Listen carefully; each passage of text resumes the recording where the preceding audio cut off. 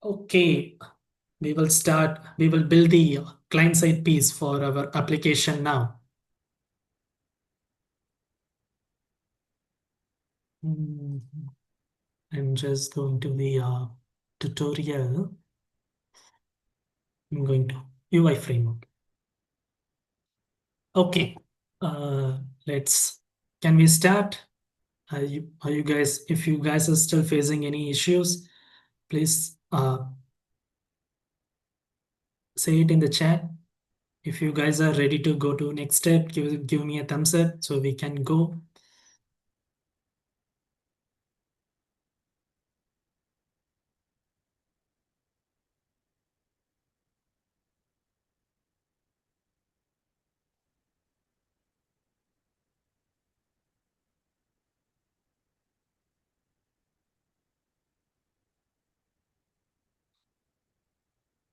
Okay, we will start.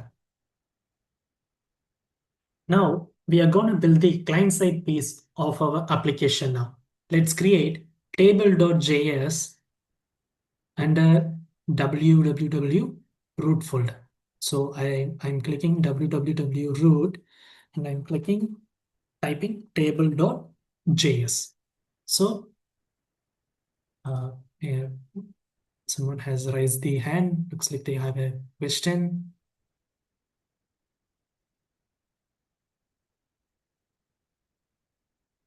Okay. I have created www root.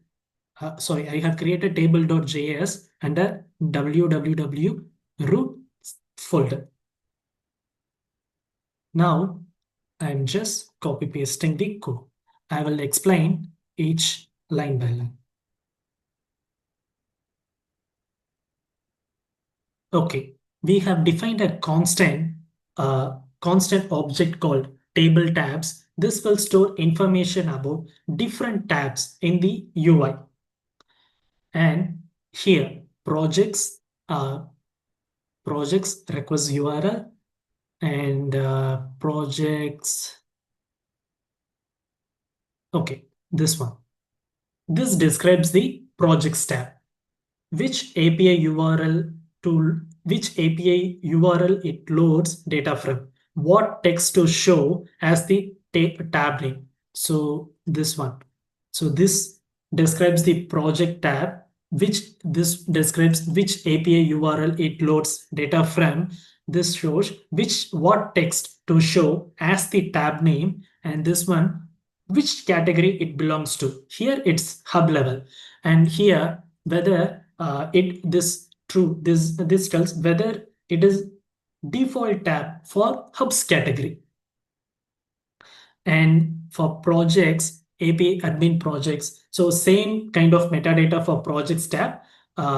So here we are using, here we are showing all the projects, but here we are just showing the details of single project. Everything else is same. And here for user metadata, and here in the metadata of users tab, this is for project level, but we are setting category default as false, which means the default value is false. Next, we have a table. We start a new class called table with private field using hashtag. So these can be accessed inside the class. This is the constructor that runs when we create a table. It stores which table element it should display into, which account or project it's currently selected, which tab is active. The default is projects tab. It starts with no data and maximum limit is five rows visible, like pagination.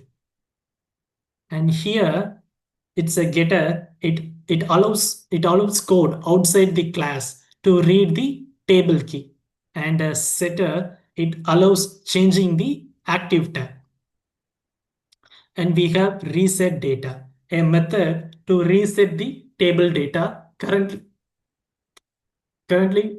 nothing is implemented here. Sorry, nothing is implemented here. And next we have draw table. It will draw the table UI. So we haven't implemented anything yet.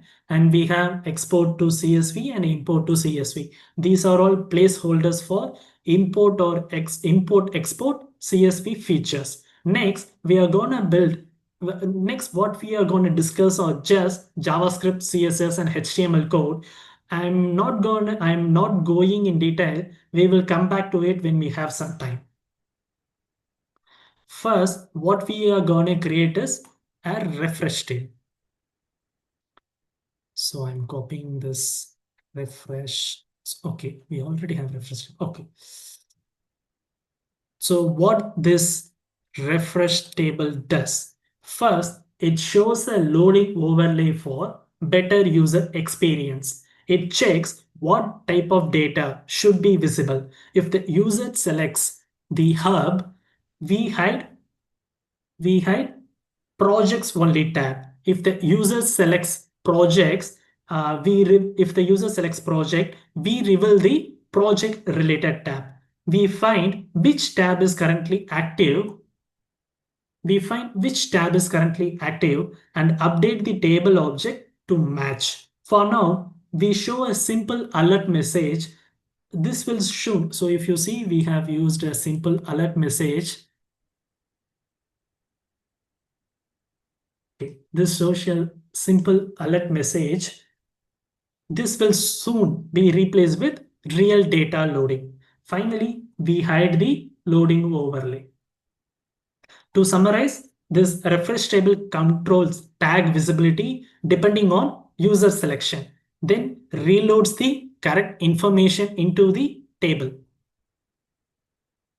Next, we have init tab. This function builds all the table tabs on the page and also keeps track of when the user switches between them. So this is the workflow. When the page loads, we loop through all the tab definitions. For each one, we dynamically create a clickable tab button on the screen. We hide tabs that are not relevant yet, such as projects only tab when no project is selected. We automatically activate the default tab, which is the projects tab, to the hub level.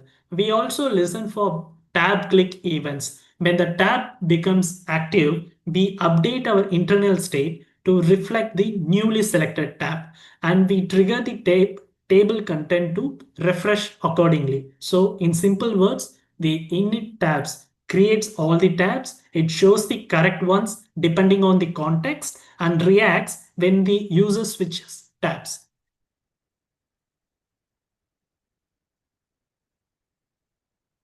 Now, if you see here, we create the table instance. We create one global table object pointing to a HTML table with ID ACC table.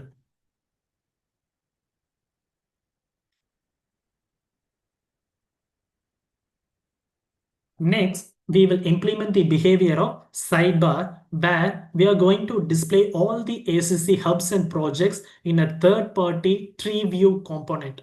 Let's do this by creating a sidebar.js and a www root folder. Just copy in it. Okay, and this. So this helper function loads the data from our API. If there is an error, it alerts the user and logs detail. And this formats each item so that Inspired Tree UI library can understand it. It's like assigning ID, display name, and an icon. Next, in this, these calls our API endpoints, API /API /hubs /API hubs ID and projects. They convert the result into tree node format. The init tree. Okay, this function builds the entire tree view UI and wires up click events. Here's what happens. The inspired tree loads hubs first. When the hub is open, the tree dynamically loads the projects under it. When the user clicks, when the user clicks the hubs or project, we read IDs encoded inside the node. We pass those to refresh table. So the table updates automatically. So the logic becomes click on a hub, show hub level data in the table. Click on a project, show project level data in the table. So that's what this function does. And next, we are going to create main.js.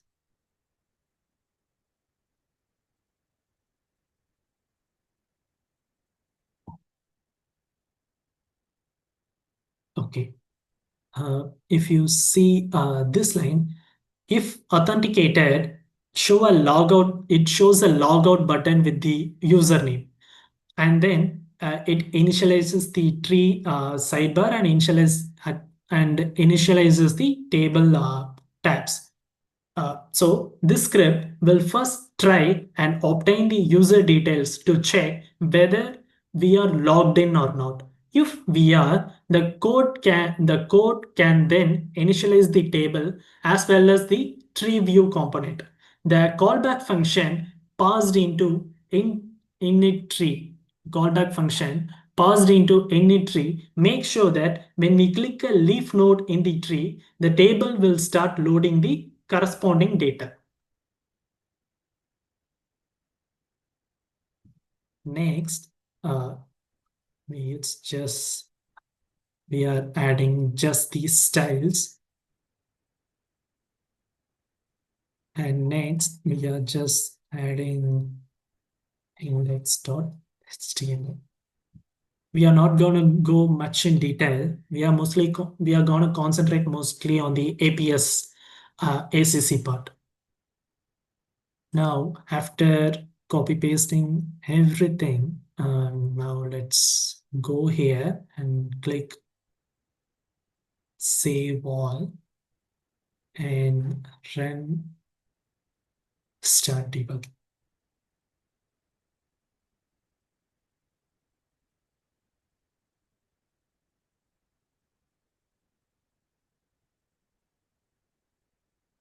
Okay, it's already running, so I'm just closing it. And once again, I'm going here and click start debugging. So,